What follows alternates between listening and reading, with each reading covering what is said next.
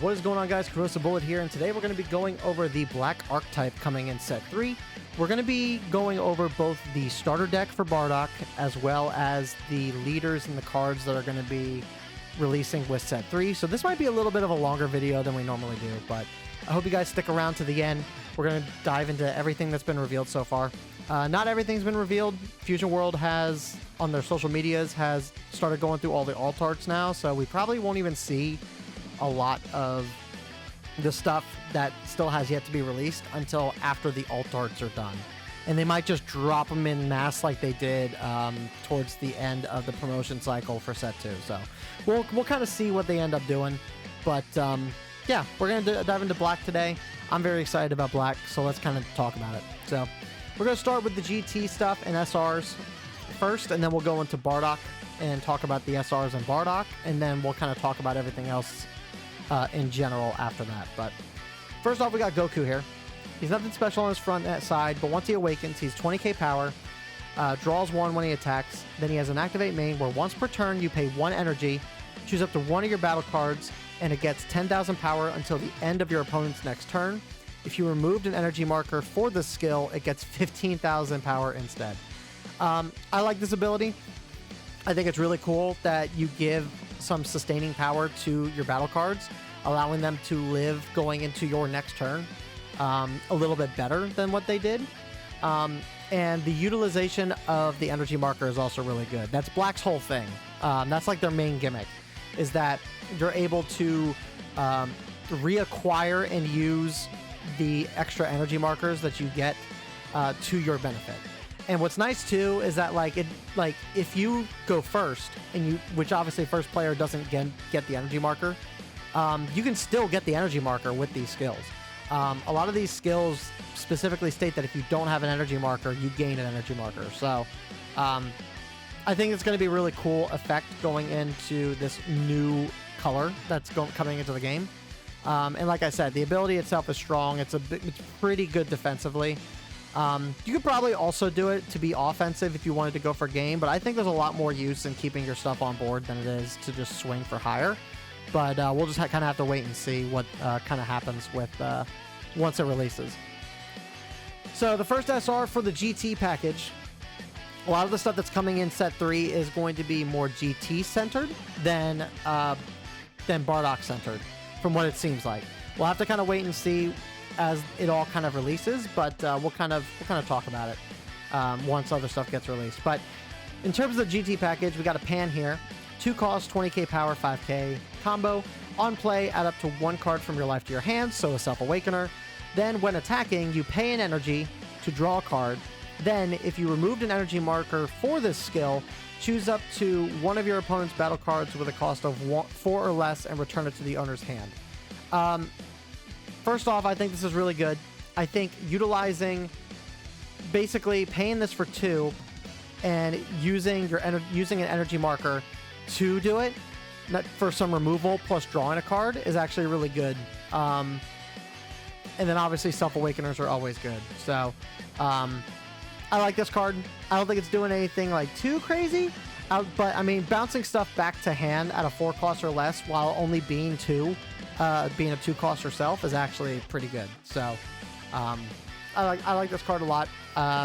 It's a Saiyan card too, so you could probably get some usability out of this by throwing her in Bardock, but obviously Bardock is going for a specific thing, and we'll talk about it once we get to him. But you may not necessarily want to have a lot of her in Bardock, but you could use her in Bardock if you wanted to. Then we got Son Goku GT, 3 cost, 25k power, 5k combo.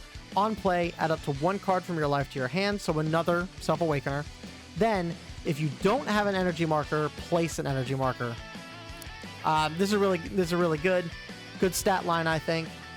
Being able to Self-Awaken to essentially draw on turn 3, then being able to add an energy marker, I think is just I think it's really good, really strong. And then we get into the secret rare, and I might be overgassing this, but this might be the best secret rare in the game. So 4 cost, 30k power, 0 combo, Super Saiyan 4 Goku. When attacking once per turn, if you don't have an energy marker, you place 1 energy marker. Then, if your energy marker is removed from the game during this turn, draw a card. So, I think this works really well with the previous card. Now, you can use this. You can basically, you play this on turn 3 to Self-Awaken. You use the energy marker to potentially play this guy. And then... no, maybe not. Maybe not. Maybe I'm getting ahead of myself here. I think depending on how you curve this, I think this is a really strong ability. You could essentially play this guy on turn 3 with the energy marker. Basically, play this guy on turn 3. Swing to then put the energy marker back into your energy. And then you draw a card at the end of your turn because you use that energy marker to play this guy. So, I think this guy is really good for what he's doing. He's got a pretty decent stat line. No combo power kind of sucks, but I mean, considering that you're basically ramping a free energy in and you're drawing a card at the end of your turn, if you do play this if you play this early, I mean, it makes sense. It makes sense, but I really like this card. I like a lot of what the GT package is kind of doing here. Yeah, I think this Son Goku might be the best secret rare in the game, just because of what it is doing. Then we're going to go into the Bardock stuff. Bardock is really fun. I am a big advocate for Bardock's crew decks. I've been like that in Masters. I've played just about every Bardock's crew deck in Masters, and Bardock's crew is always a fun archetype for me to play, so I'm very excited. And he's doing a lot, too. This guy's doing a lot. So he's nothing special on his front side, but on his Awakened side, he's 20k power. When he attacks, you draw a card. Then this card gets 5,000 extra power for the battle. So he's essentially a pseudo 25k leader, which I think is really cool. Then activate battle on your turn once per turn. Look at the top card of your deck and use up to one battle card with Bardock's crew and its special traits in a combo. Place the rest at the top or bottom of its owner's deck. This is a really good effect. Being able to... You're swinging for 25. Then you activate the same ability to look at the top card of your deck, and if it's a Bardock's crew, you can gain an extra 5 to 10,000 combo. Basically making him a 35k swing, which I think is really good going into the mid... Excuse me. Jeez. Going into the mid and late game. And with a lot of the package that's coming in the starter decks and stuff, it's like this should be really easy to kind of get into. So then we have this. I'm using the image, the translations that I created from an earlier video because I could not find an official. I could not find the official reveal for this guy, but this is accurate. The translation that I had with it is accurate. The 5 cost, 35k double striker Super Saiyan Bardock. Where activate main once per turn on your turn. If you have 2 or more cards in your combo area, choose one of your opponent's battle cards and KO it.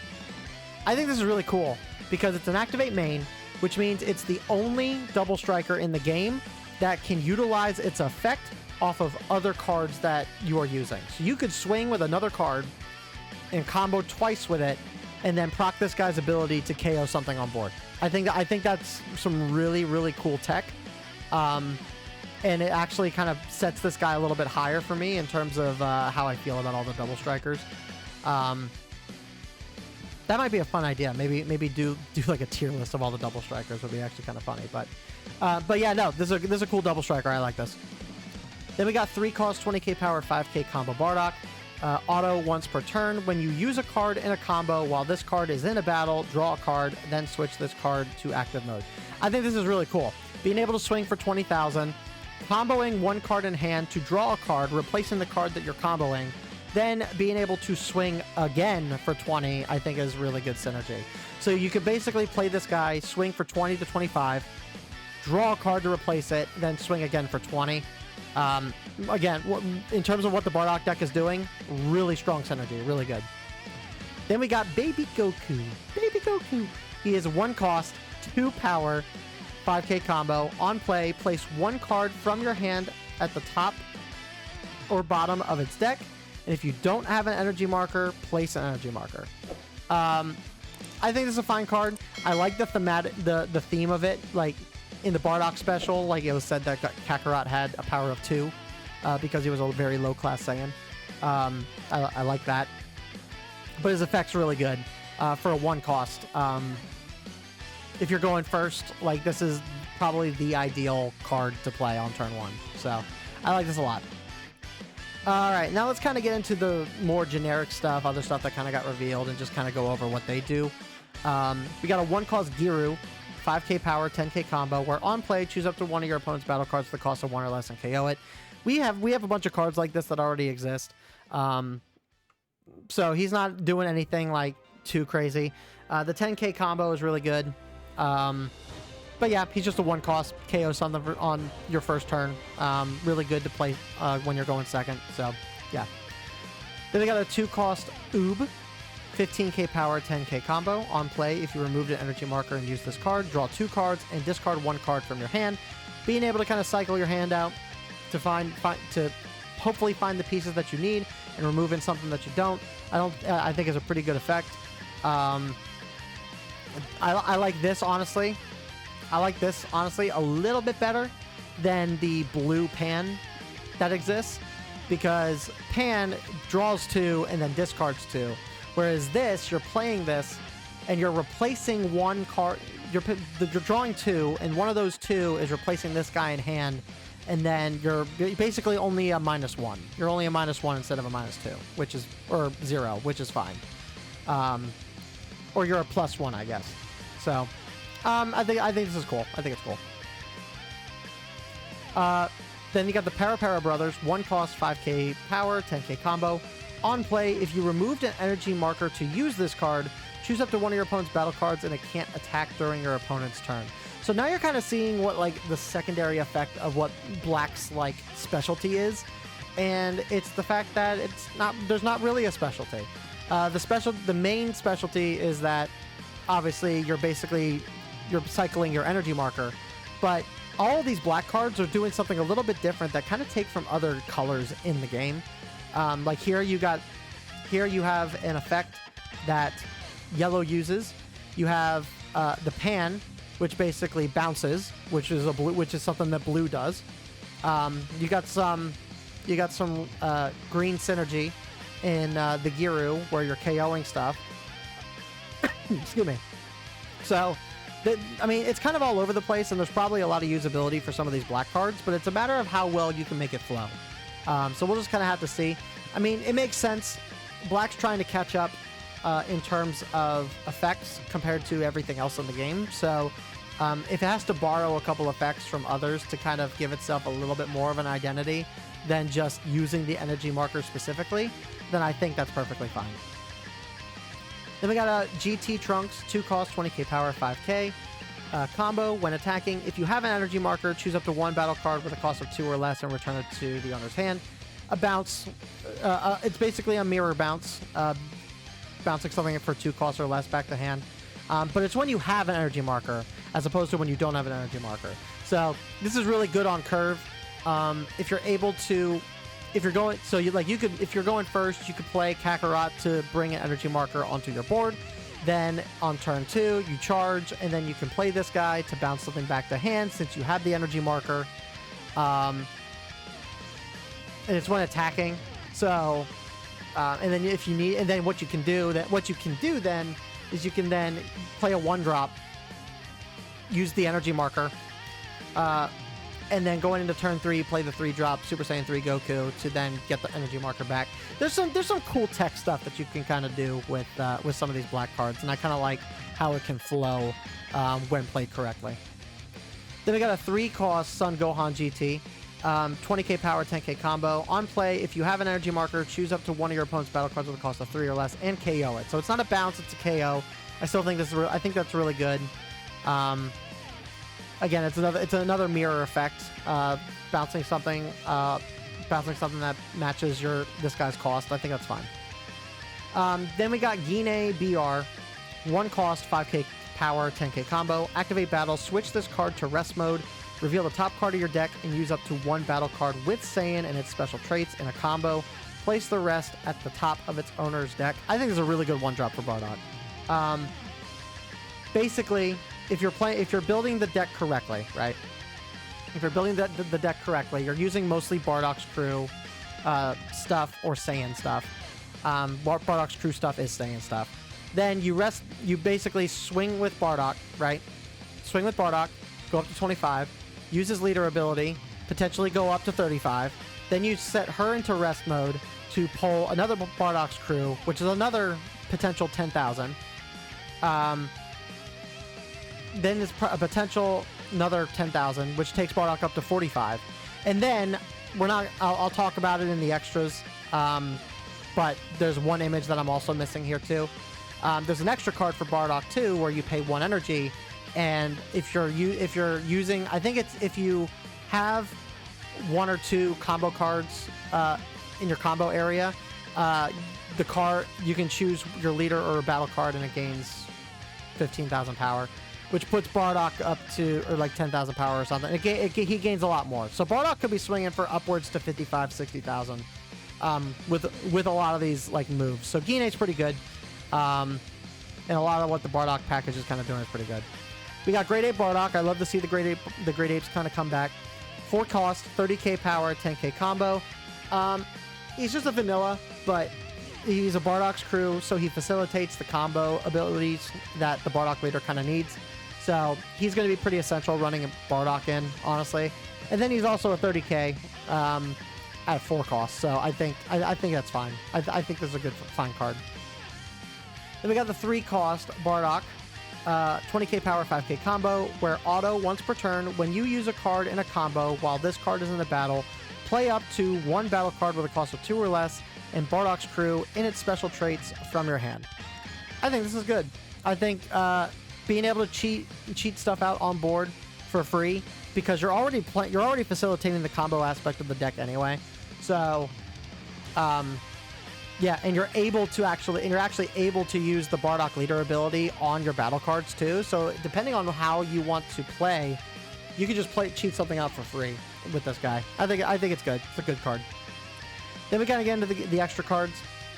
Great Ape who gained intelligence, 1 cost.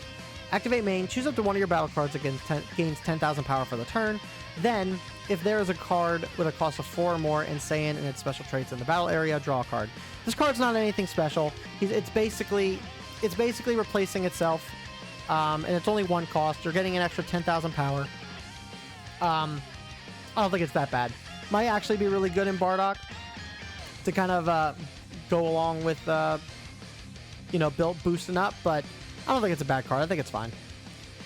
Then we got the 10 times Kamehameha. This might be the best extra card. This might be the best extra card in the game. Maybe. I don't know.